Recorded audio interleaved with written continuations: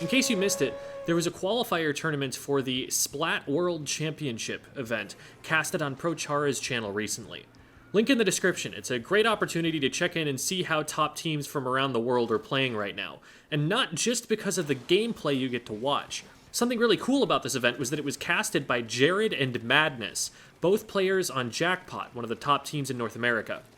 I've joked before about how the real commentator's curse isn't the caster immediately jinxing one of the players or the prediction, but the fact that the people who are most qualified to speak intelligently about what's happening in a match are the ones who still have yet to be eliminated from the tournament at the time the match is being played. Having top players quickly assessing a situation, spotting the critical resources teams have available, and talking about what needs to happen, what went right, what went wrong, is valuable for figuring out how the game works at that level, and worth studying. It also puts those casters in the unique situation of being able to speak with more familiarity about the players.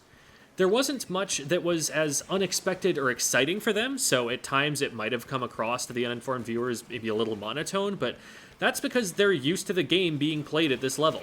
They've scrimmed these players recently. They know what the players are capable of, so they can more confidently state when a play was well executed or when someone messed up.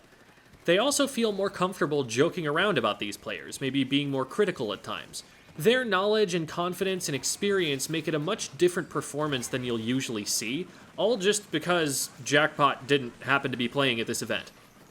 There's some really big teams here from North America and Europe. Last Resort is competing, hence Chara's inability to commentate.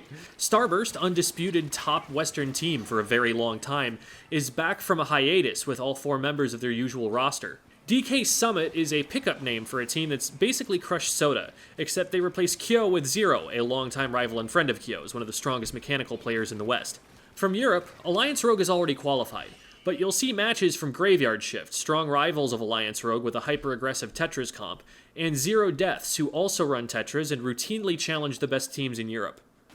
Kyo is absent from Crushed Soda here and is instead playing for Flippa Floppa, a project he's played with pretty frequently now with some of the best Japanese players, forming a disgustingly good super team. I'll have a lot more to say about the metagame in my 4.1.0 tier list, coming soon direct to your eyeballs through the power of the internet, but here are some general trends I've been seeing now that I've had a chance to watch this event, some of Mode Cup 3, and a recent Area Cup in Japan. The metagame right now is a lot more varied and complex than it was at the beginning. Compared to Crab meta, there are now a lot of moving parts, a lot of counters and rock, paper, scissors style counters to those counters, and while there are still some weapon classes that are stronger than others, pretty much every class in the game has at least one option that's seeing play at a top level now. The classes that were already seeing use at a top level now have more options available to them. Shooters can play more than just Splash. They can play Zap, or V-Shot, or 52, or Neo Splash, and still fit into top-level comps. At the beginning of the game, Slosher players had no reason to pick something other than Machine, but now V-Slosher is doing really well, and both Tri-Sloshers are completely reasonable picks, and the Machine has been nerfed to a degree that the other bucket's strengths are worth considering. Splatanas went from just pick Stamper to having a working vanilla wiper kit to having a second wiper kit that was also viable but played very differently.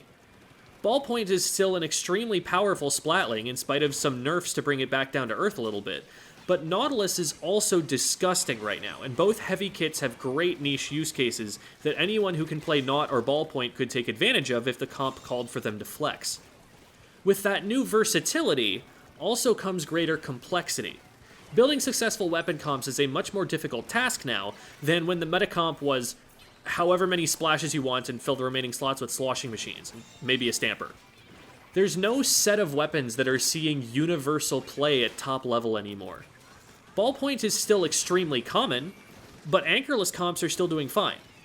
Some teams are comfortable swapping it out for a Nautilus, or a Stamper, or an E-Leader, or even a Snipe Rider or Bamboozler. Zap is a very common sight, but it's not even the only tactical weapon people are playing, since there's also Tri-Nouveau and occasionally Snipe Rider being run instead on some teams. Short-range shooters are as powerful as they've ever been with the shot and zap buffs, but you can't run too many of them, or else you'll run into a Nautilus or a Vanilla Slosher, and it'll bully them with their range and screenshot the KA that round for Twitter.